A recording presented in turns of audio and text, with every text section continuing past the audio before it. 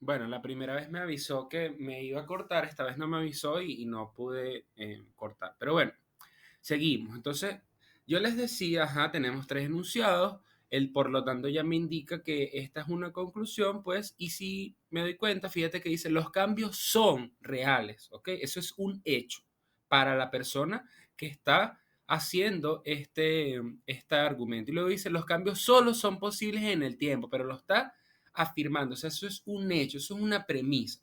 Luego dice, bueno, el tiempo debe ser algo real, ¿ok? Pero mira, fíjate, debe ser, fíjate lo subjetivo. Para esta persona, dice que según estas premisas, el tiempo debe ser algo real. Aparte, tiene un indicador. Bueno, veamos lo interesante que pasa acá. Fíjate que acá habla de los cambios y acá habla de los cambios, ¿no? ¿Ustedes se acuerdan de los silogismos? Que teníamos un término medio y que en la conclusión suprimíamos el término medio para llegar a una conclusión que uniera el término mayor con el término menor. Bueno, fíjense que acá pasa algo muy parecido al mero estilo de los silogismos. Y es que en la conclusión yo tengo el término tiempo, que lo puse acá de morado, y el término real, que lo puse de amarillo, que estaba en las premisas, y no tengo los cambios, porque él utilizó ese término medio que unía para llegar a esa conclusión. Entonces, fíjense algo que es muy importante. Acá tenemos dos premisas y una sola conclusión, ¿verdad? Evidentemente, puedo darme cuenta que mis dos premisas llevan a mi conclusión porque estamos hablando de lo mismo, o sea, hay congruencia y ellas me llevan a la conclusión. Ahora bien, ¿se hilan o se concatenan? Que sería el ejemplo que me faltaba. ¿Qué pasa cuando se hilan o cuando se concatenan?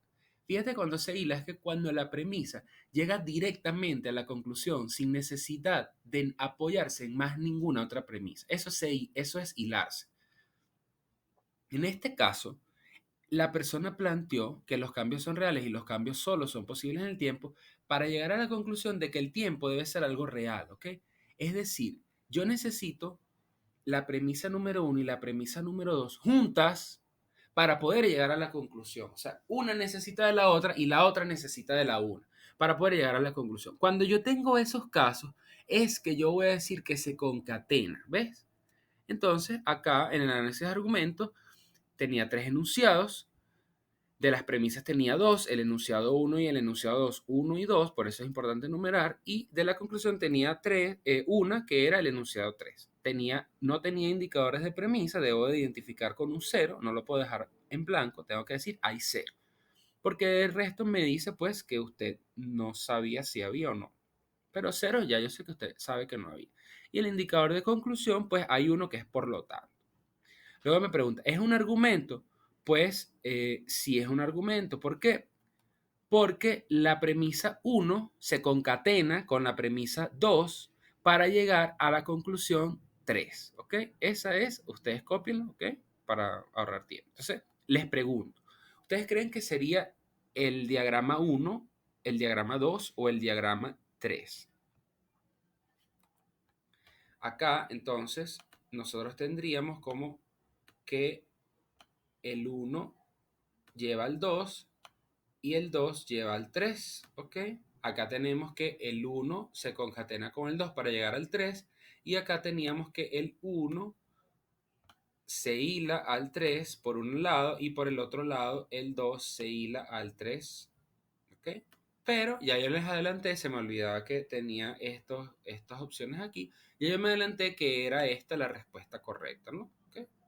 En este caso, pues se concatenan ambas, una necesita de la otra para poder llegar a la conclusión.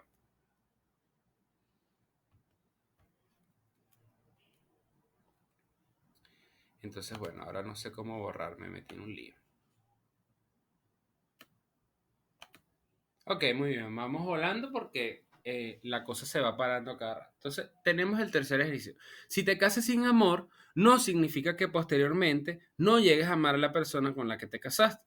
Y si te casas con la persona que amas, no significa que siempre la amarás o tendrás un buen matrimonio. La tasa de divorcios es muy baja en muchos países que practican los matrimonios arreglados y la tasa de divorcio es muy alta en los países donde la gente basa su decisión de casarse en el amor. Entonces, fíjense, acá hay algo muy importante. Primero que ahí está el indicador de conclusión mal utilizado, significa que, ¿ok?